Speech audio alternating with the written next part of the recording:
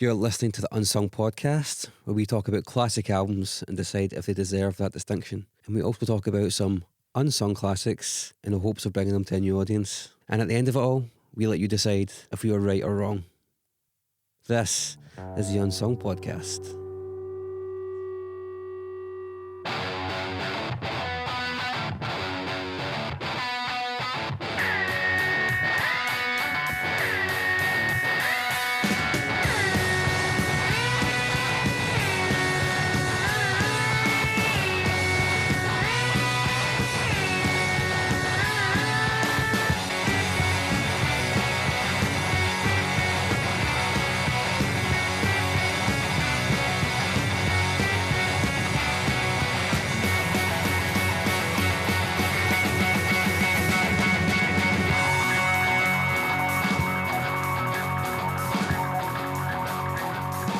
Hello and welcome to episode 16. On the last episode, we discussed Catch 33 by Meshuggah. There was actually a fair amount of spirited discussion around this record. It seemed to be that a lot of Meshuggah fans were saying that Hobson or Kloss was a better record, but ultimately the public decided that it does indeed go into discography, so Catch 33 has been decided as being the definitive record by Meshuggah, which I couldn't be happier about, to be honest, and I think Weaver and Chris also agree with that.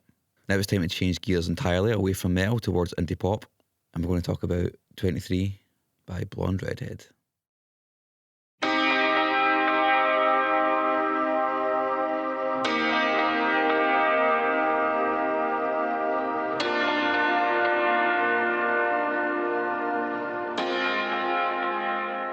You're listening to the Unsung podcast. I'm your host, Mark Fraser, and I'm joined by two men who like to wear flip-flops.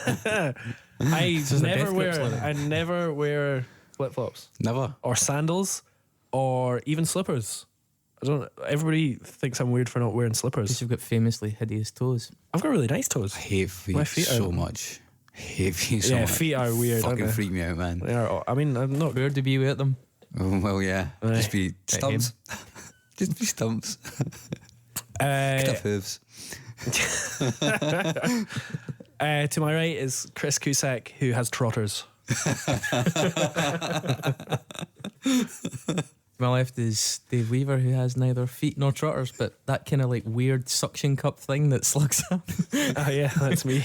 But it does allow him to go up walls and across ceilings. It is very useful. And spying people from above. Mm-hmm. That's my life. Stuck to a ceiling, watching a person while I listen to Meshuggah. This is like totally Kafkaesque right now. Yeah. It really is, isn't it? So what album are we doing this week? We are going to discuss for the next 30 to 40 minutes 23 by Blonde Redhead.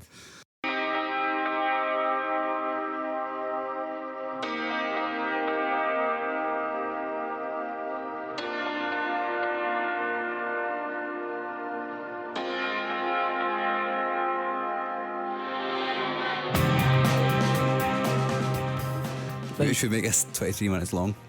Oh, it's right. Is that how it's going to be? Well, I'll have to talk really fast. Now you've been banging on about this record for a while. You have been talking about it for a little while.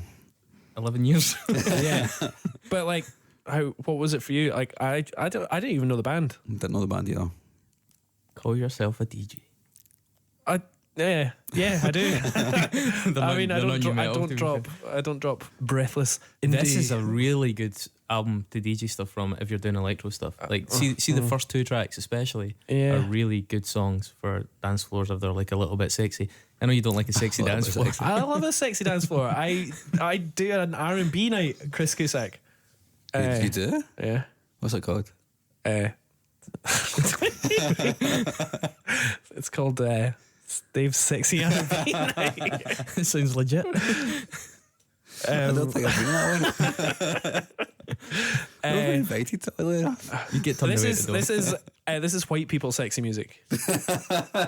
Blonde Redhead. Really? Yeah. We're going to go He is there? the whitest guy I in the just room think again. it's just this is indie music. But the singer's Japanese. I'm not saying it's shit. No, I know, but it's indie music. But it is indie music. Yeah, that's right. I find it very hard to have sex to indie music. I think it's the least sexy genre. The least sexy. Oh, well, I was going to say country music. Country music and indie music are the least sexy genres. I'm good at editing things, but even I'm not going to be able to cut that out. I just, yeah. No, it's fine. I mean, sell this album. I actually really like this album. I just would never call it sexy. Okay. Maybe it's breath. I don't know. Go to the mat for this album. Yeah. Like I think this album is probably, for me, one of the most perfect fits with what we're doing with the podcast. In the sense that I think it's honestly an absolute masterpiece. And whilst it was well received, reasonably well received, I think it got to like number 76 in the US, something like that. It's nowhere near the kind of cultural value that I think it deserves. When you look at just the way that I don't mean similar, but stuff by Yeah Yeah Yeahs and things like that got elevated to a much higher platform.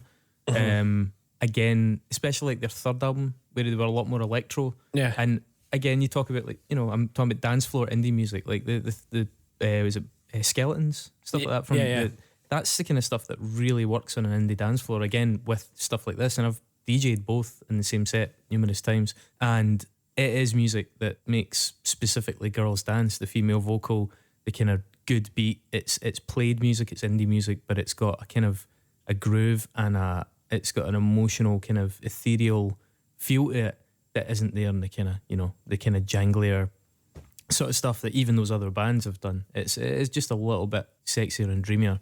Blonde Redhead, I love as a band because they're really obtuse.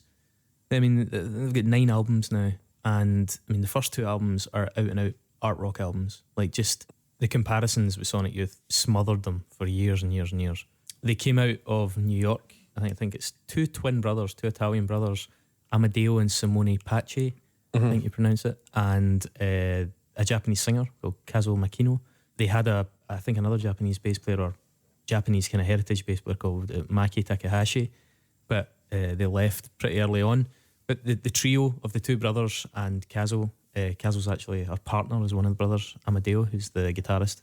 They became like the staple lineup of that band, and originally they were very much just like a kind of how would you put it, awkward art indie band. So there was the first couple of albums.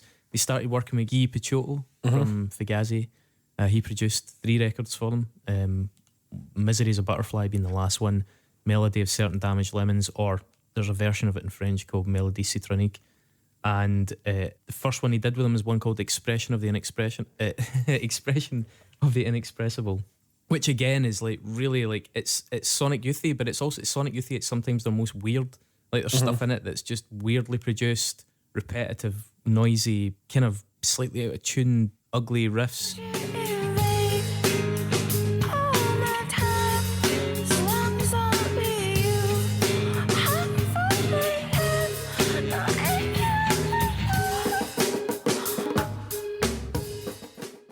Couple of great songs in it. There's a song called Futurism versus Passeism, which I think Guy Picciotto was involved in the composition for, and it showed them moving away from this really odd art scene.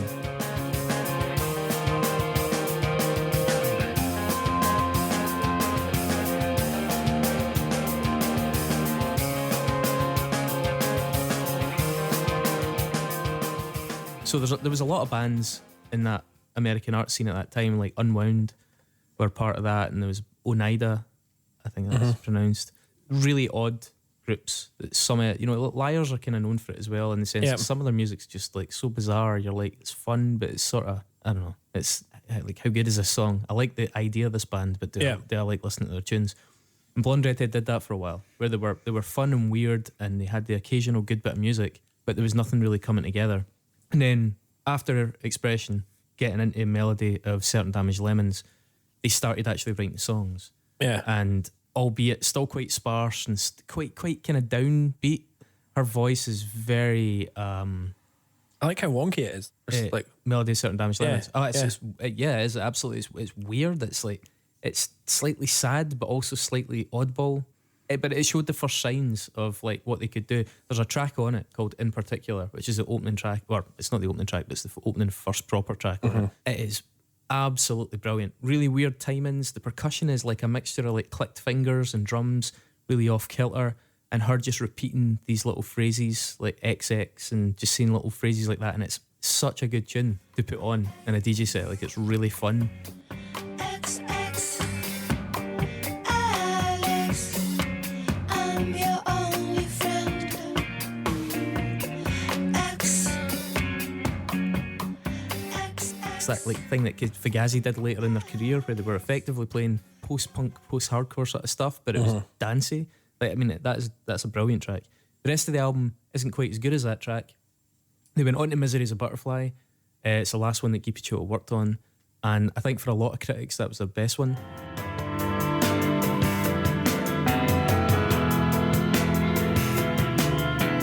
Tears, Jane, I should've known better, but I couldn't sing hello.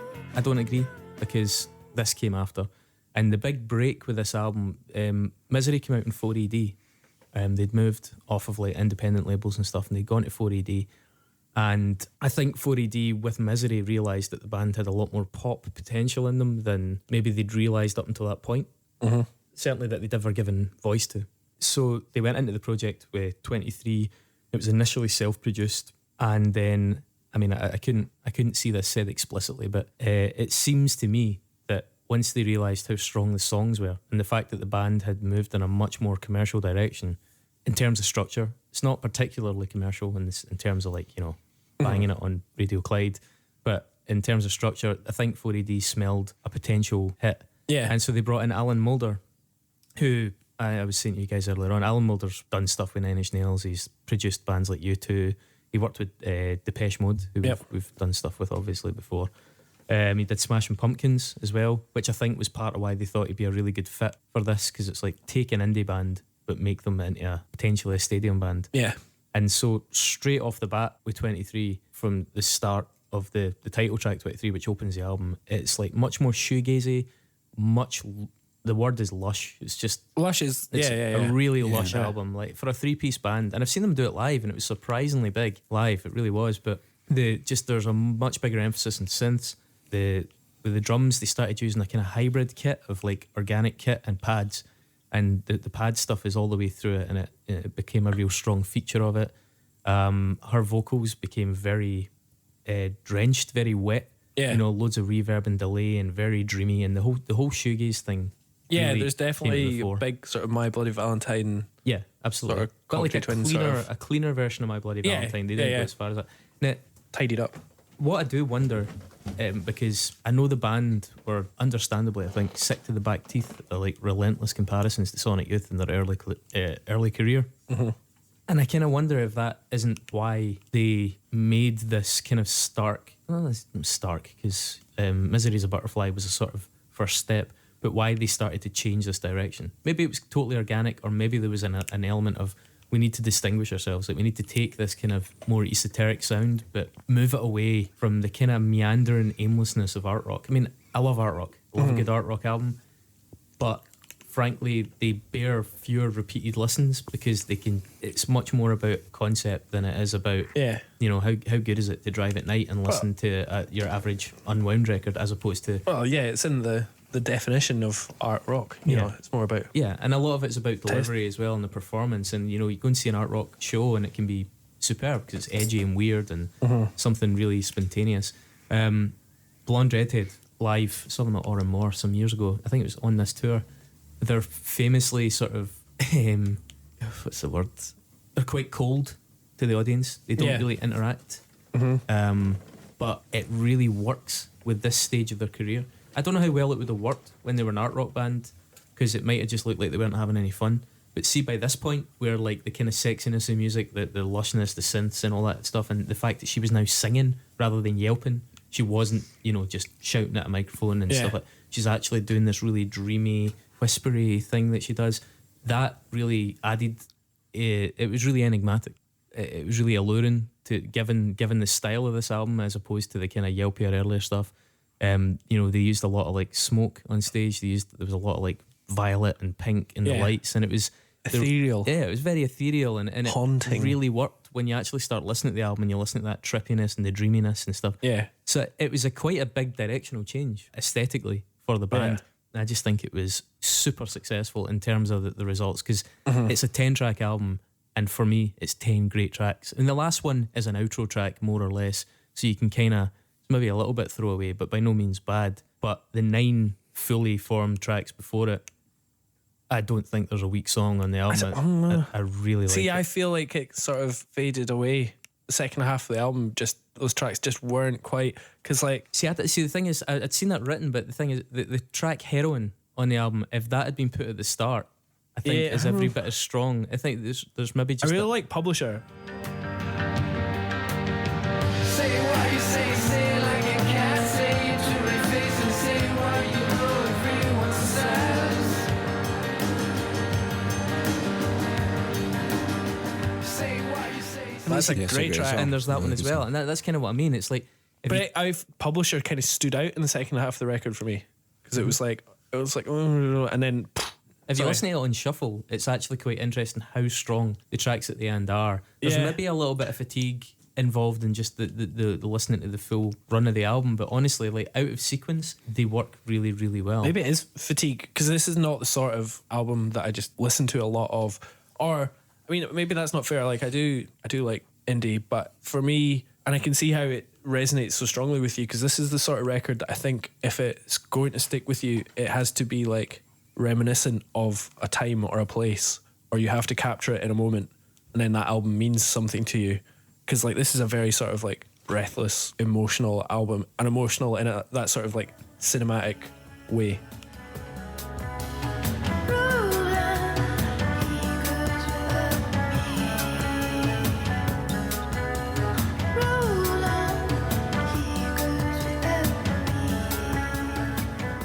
This was a big album for us when we were touring. Yeah. It came Yeah, out. exactly. So it takes you back to a place. Yeah, it was an album that, you know, everyone's putting tunes on a playlist in the van. Yeah. It was one that a number of people would put on, and it was great at night because it was so trippy and so Yeah. pretty, but had a beat. It wasn't just, you know, it wasn't cold electronic music. It was played, but it. I can it had- also imagine it would be a really good record to put on in the car, like driving home definitely. in the sunshine on the way home from like a trip, Yeah. where you're all feeling slightly like Yeah, melancholic about, oh fuck, we're going back to real life, but I've had a really good time. It does have like, yeah, especially like the opening 2 tracks have a really Generation X top down day at the beach. Yeah. Teenagers. Yeah, driving home, exactly. last week of holidays before everyone goes to college, kind of romantic American teenage Well, years. thing. 23 was used in Skins, Yeah, which is like exactly what it exactly. sounds like. It. It's been it's been licensed in a lot of different Yeah. to a lot of different shows, and it tends to be for that purpose of illustrating that kind of Yeah. wistful late teenage sort of growing up kind Yeah. of thing. Yeah.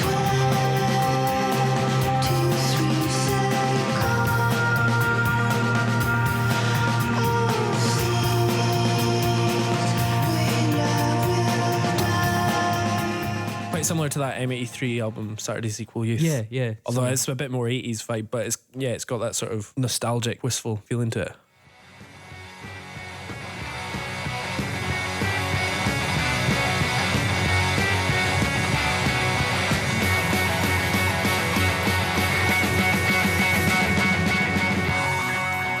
Hi, folks. For the last 4 to 6 episodes, we have been sober as judges for this podcast, and it's really because the wells run dry. That's true. I'm drinking sparkling water. Absolutely. Had a can brew. I'm lapping water out of puddles from the south side of Glasgow on the way here. If you feel like donating to the podcast, we would hugely appreciate it and use to underwrite our worst habits and tendencies. But the dialogue will be all the more colourful and shambolic as a result. So please go to unsungpod.net/donate. Bitcoin especially appreciated as it's untraceable and allows us to have people assassinated via the deep web. Thanks. Lidl does Sauvignon Blanc for £3.50. I never even knew that. Exactly. £3.50 buys a bottle of fun. Someone tag Lidl. Hashtag Lidl.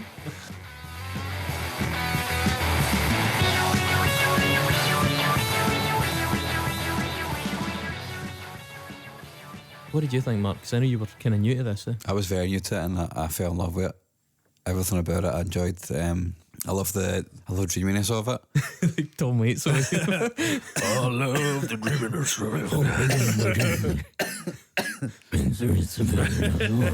I'm sorry.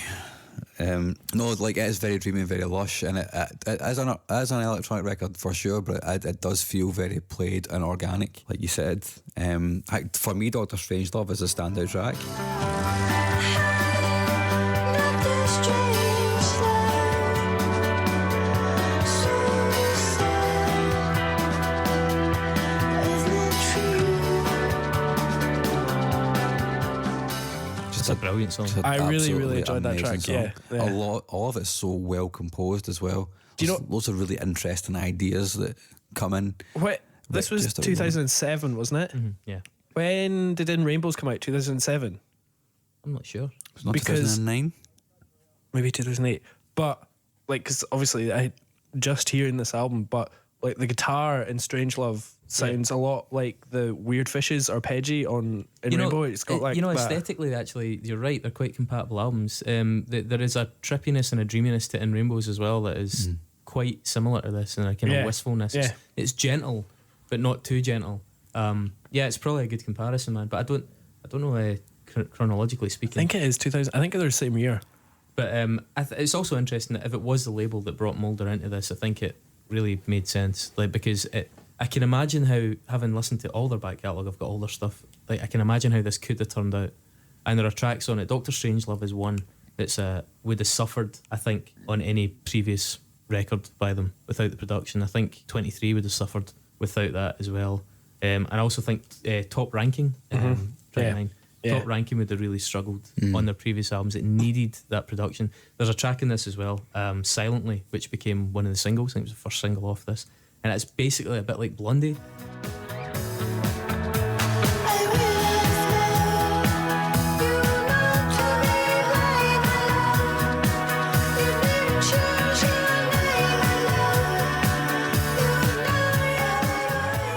name, Yeah. It's like a kind of indie rock version of Blondie. It's got that kind of 80s kind of instrumental bit in the middle, even with the Lindrum sound and all that, and the weird sort of pad sounds and stuff. It sounds like it's come right out of like a Depeche Mode record, an upbeat Depeche Mode record. I'm glad they kind of upped their production values on the album. I think it really helped. Like, I think they were probably getting to a bit of a dead end with what they could do with a much more pared back art rock format, and they were great. Like, I enjoyed. Yeah, I really really did. like those. Certainly, Like Melody and Misery as well. Melody, and also the French version, Melody Citronique, is quite subtly different from Melody. It's a different recording session. It's not Right, just okay.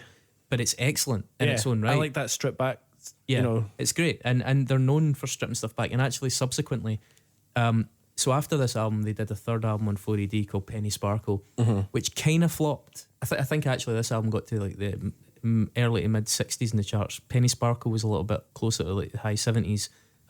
Went more down the synthy route, and there was only really one track in it that really like caught people's attention. There's a track called Love or Prison, which is really good, very slow though, but really beautiful.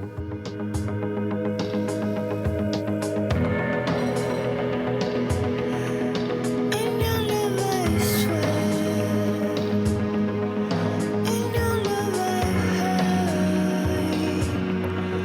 in your love I sleep. Again, quite ethereal, but it seemed like they tried to redo this for Penny Sparkle, but without the naivety of the songwriting. So the songwriting on this seemed like they didn't have this in mind. They wrote the songs, it just happened. and then the production made it into what it was. Whereas for Penny Sparkle, it seems like they maybe set out to try and write that, and it just didn't really. Yeah, you can't feel really as- backward engineer that vibe. exactly. Yeah. It's not a bad record. And in fact, I know people that love that album. I like it. I don't love it. But I would say Lover Prison's a terrific song in it. And then they further stripped back again for this the most recent album, which I'm not sure the pronunciation, but I think it's Baragan. And that, again, it's more pared back, less synthy, more in keeping with like Melody, Misery is a Butterfly. There's one really, really good song on it called Mind to Be Had, which is like a really protracted, long, drawn out, but quite upbeat tune. Tremendous.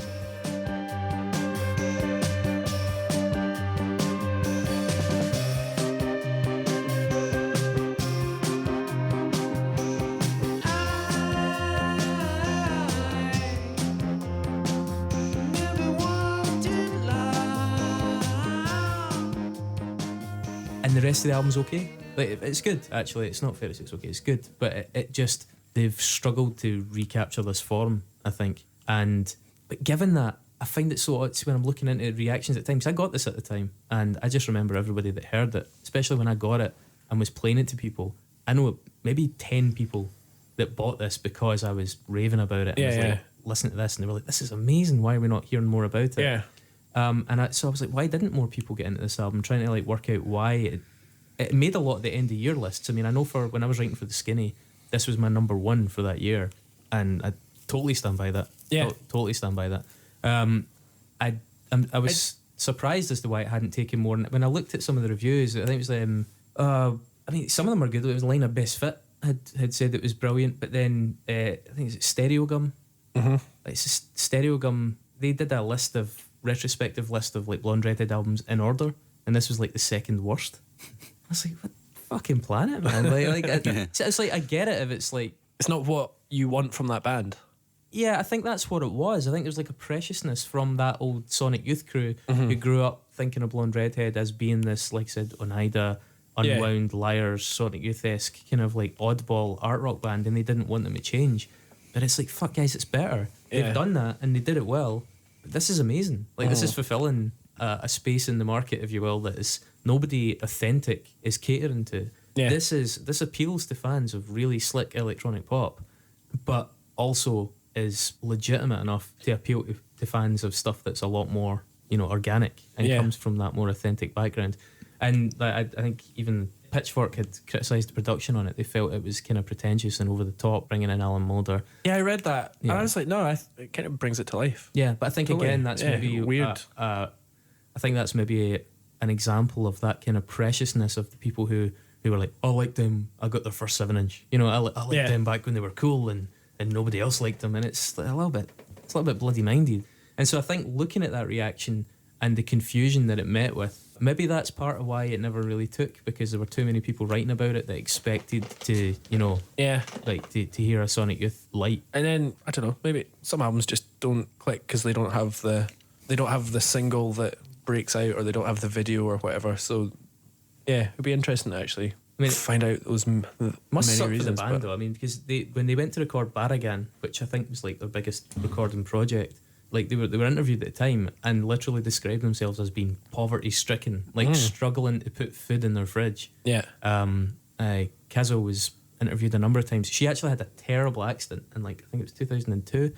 She's really into horse riding, and she has a horse, and she was thrown from the horse, and the horse crushed her face, like literally, really serious, like smashed jaw, like multiple fractures in her face. Had to have reconstructive surgery, and the band were out of commission for quite a while, and so they'd been through the mill a bit, and it kind of seemed like maybe this would be this thing that was about to take. Yeah. It is kind of sad to hear a record that's so good and then read an interview with somebody, I think it's 2-3 years later, and she's like, I literally can almost not afford to put food in my fridge. Man, where's the justice in that? And I think that's partly why I feel it's so merits And at coverage. the same time, the Cooks were the biggest band in the world. Yeah, there's like that's justice for you. Yeah. And that's kind of why I think it merits coverage by us on this, because it is for me the epitome of a band that just pulled something out of a good career, pulled something exceptional out that has almost anybody I let hear it, including you guys now, are like, man, this is great. Yeah. So why wasn't that reaction at the time? And I think it's a really good record, and I just haven't spent enough time with it. What it's made me do is want to listen to it more. Well, I'm going to burn it onto a CD when I find a CD drive to put in my car, so I can actually listen to it's it. a great driving album, yeah. But I think, the Nevermind effect, where it's like, you have all the big singles, you have the obvious standout ones, but then gradually you start to love Drain You, and you start to love Lounge Act, and you start to love the tracks that are more kind of dotted about, the album tracks. It's like that, and that's where the stuff at the end, like Top Ranking and stuff like that, really start to kick in. Yeah. Because once you're familiar with 23 and Dr. Strangelove and Silently, you suddenly find that there's like other tracks on there.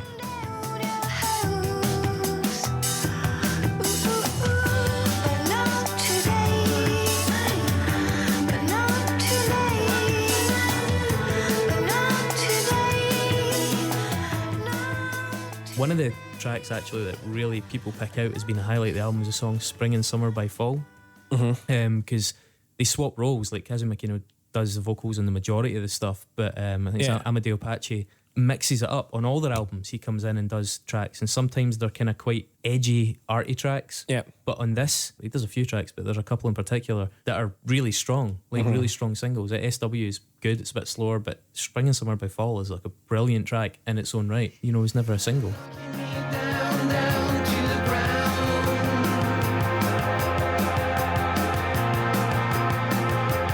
Tell me where you've been, my life. That's the only way you see. Face, feel. Yeah. And those tracks have a lot of longevity once you get past the obvious ones. Yeah. Those are the ones that start to like really appeal. So it does have a hell of a lot of longevity to it. I can. SW has that horn section, which is basically like a Beatles song.